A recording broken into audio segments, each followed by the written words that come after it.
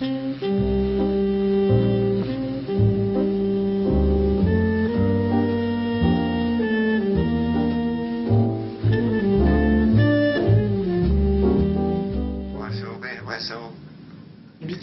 C'est comment? C'est Biquet. Biquet. Oui, je crois qu'il est en train de faire sa toilette. Biquet.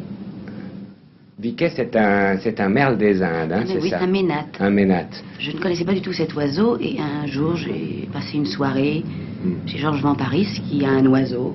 Lui, Parce qu'il faut préciser pour le public que c'est un animal extraordinaire, c'est un animal qui parle, qui siffle, etc. Enfin, quand il veut bien. Quand il veut bien. Oui, en revanche, il parle tout le temps. Ou alors il parle tout le temps, ou alors il ne parle pas du tout. Bon, revenons aux choses sérieuses. Depuis le temps que j'interroge des acteurs, j'essaie de me faire une opinion sur ce que doit être l'acteur idéal. J'avoue que j'y suis jamais parvenu. Là, vous allez peut-être m'aider. D'abord, est-ce qu'il faut, à votre avis, qu'un acteur travaille un texte, étudie? Oui, je pense. Est-ce qu'il ne faut pas, au contraire, qu'il ne va pas perdre sa spontanéité? Je pense qu'il faut travailler, je pense qu'il faut des bases.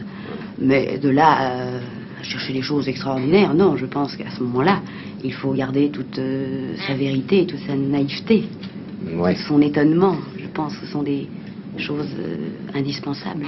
Vous ne croyez pas qu'on peut détruire complètement la personnalité d'un acteur en lui donnant des intonations, en lui expliquant? Non, s'il a une personnalité assez forte, on ne la détruira jamais. On peut toujours lui dire, il faut faire ceci, cela, je pense que tu dois faire ceci ou cela. Ouais.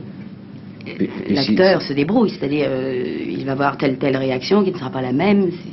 Et puis il faut aussi que le professeur n'ait pas une personnalité trop forte, ce qui est souvent le cas.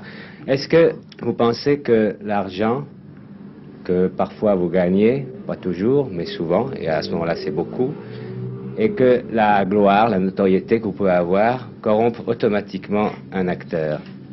Je ne sais pas en général, mais je peux vous dire, moi je ne le pense pas, parce que lorsque j'ai débuté, que j'ai voulu faire du théâtre, je n'avais rien. J'ai voulu faire ça par amour, je continue à le faire par amour. Donc je n'avais rien. Ce qui est merveilleux pour moi, je suis bien contente, c'est que je suis partie avec rien, et puis petit à petit, j'ai construit ma vie, enfin ma vie, un intérieur, des amis, ma famille que j'aime. Alors je pense que c'est merveilleux de pouvoir réaliser quelque chose qu'on aime et pouvoir gagner sa vie, enfin essayer d'avoir ce qu'il vous plaît, oui. C'est étonnant parce que dans le fond, vous avez vécu très souvent, je le sais, dans des quartiers qui ne sont pas spécialement favorisés. Vous avez donc été en contact avec une véritable misère. Et moi j'aime beaucoup, enfin je me trouve bien, j'aime beaucoup déménager. Je suis nulle part chez moi, alors c'est amusant, un jour j'habite près de la Bastille. Ouais. Et puis un jour, j'habite à Saint-Germain-des-Prés. J'aime bien découvrir un quartier, une maison. Et quand je la connais, après, je m'en vais. Une dernière question, Annie Girardot. L'Italie, c'est un beau pays?